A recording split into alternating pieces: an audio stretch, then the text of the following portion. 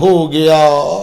ابن ملجم نے یہ وار کرنا تھا کہ کوفہ کی سرزمین لرزہ میں آ گئی، ایک زلزلہ پیدا ہوتا ہے اور فضا میں ایک آواز بلند ہوتی ہے، الا قد قتل امیر المؤمنین، الا قد ذبح امیر المؤمنین، اور دنیا والوں علی کو قتل کر دیا گیا۔ یہ آواز بلند ہونا تھی۔ کوفہ کے لوگ مسجد کی طرف دوڑے، حسنین شریفین آگے بڑھے، بابا کو سہارا دیا۔ میرے مولا فرماتے ہیں کہ حسن بیٹا لوگ آ گئے ہیں، نماز کا وقت ہے، پہلے انہیں نماز پڑھاؤ پھر بابا کو گھر لے جانا۔ میں کہوں گا مولا آپ پہ قربان جاؤں، آپ کو نماز کتنی عزیز ہے، کتنی مصیبت کے عالم میں ہو، آپ کو زہر آلود تلوار سے مارا گیا لیکن پھر بھی نماز کو یاد کر رہے ہیں۔ عجب نہیں کہ مولا جواب دے۔ میں اپنے شیعوں سے یہ کہنا چاہتا ہوں کہ او میرے ماننے والوں اور علی کا نام لینے والوں، جب تمہارا پیشوا اور تمہارا امام آخری وقت میں بھی نماز کو نہیں بھول رہا، کبھی نماز کو غفلت کی نگاہ سے نہ دیکھنا، کبھی نماز کو نہ بھلانا، نماز سے فارغ ہوئے تو مولا کو بیٹوں نے سہارا دیا۔ 18 جوان بنی ہاشم کے علی کے بیٹے بابا کے اوپر پہنچ گئے۔ ایک جانب سے حسن نے سنبھالا، دوسری جانب سے حسین نے، کمر کی جانب عباس ہے، سامنے محمد ابن حنفیہ، اور ماننے والے باصفا صحابہ، اور علی کو گھر کی طرف لایا جا رہا ہے۔ میں کہوں گا مولا آپ بڑے مظلوم ہیں کہ آپ کے سر اقدس پہ اور روزہ کی حالت میں زہر آلود تلوار کا وار ہوا، لیکن پھر بھی آپ خوش نصیب ہیں، اور جب آپ کو ضرب لگی آپ کے لاشا پہ 18 جوان بیٹے بابا بابا کرتے ہوئے آئے، کوئی روکنے والا نہیں تھا۔ آئیے کربلا میں دیکھیے آپ کا بیٹا حسین جب شہید ہوئے کوئی نہیں تھا جو لاشا پہ آتا، ایک ننھی سکینہ بابا بابا کرتی ہوئی میرے مولا کے لاشا پہ پہنچی، لیکن شمر نے تماچوں سے جدا کیا۔ مولا کو لے کر گھر میں بیٹے پہنچے، ابھی گھر میں پہنچنے والے ہی تھے کہ امام فرماتے ہیں کہ میرے صحابیوں سے کہو اپنے اپنے گھروں کو چلے جاؤ۔ امام حسن عرض کرتے ہیں بابا اس کی کیا وجہ ہے؟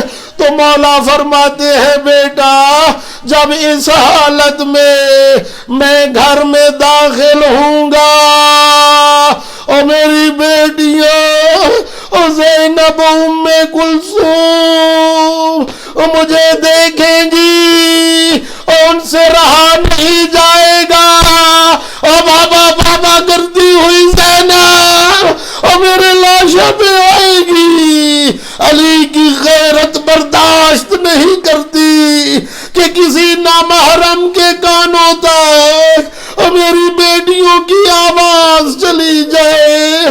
میں کہوں گا مولا کوفہ ہے، آج کوفہ تو اپنا کوفہ ہے، آپ کے صحابی ہیں، کوئی غیر نہیں۔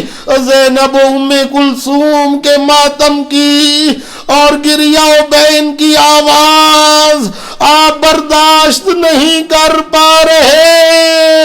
آئیے کربلا میں، کوفہ و شام کے بازاروں میں آپ کی یہی بیٹیاں ہوں گی، اور ابن زیاد یزید اپنے دربار میں کہہ رہا ہوگا انتے زینب بنت علی، کیا علی کی بڑی بیٹی زینب تو ہے؟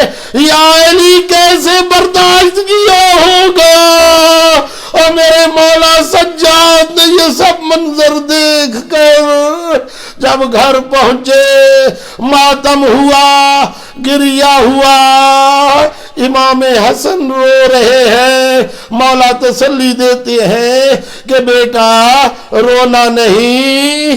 امام حسین روتے ہیں تو روک دیتے ہیں، لیکن جب زینب اور ام کلثوم آئی اور انہوں نے گریہ کیا، ارے بیٹیاں رونے لگی تو مولا نے بھی رونا شروع کر دیا، اور بیٹیوں کو اپنے قریب کر کے روتے ہیں۔ کسی نے پوچھا کہ اس کی کیا وجہ کہ حسن روئے، رونے نہیں دیا، حسین کو روک دیا، لیکن مولا جب بیٹیاں رونے کے لیے آئی، روتی ہے تو روکتے نہیں ہو۔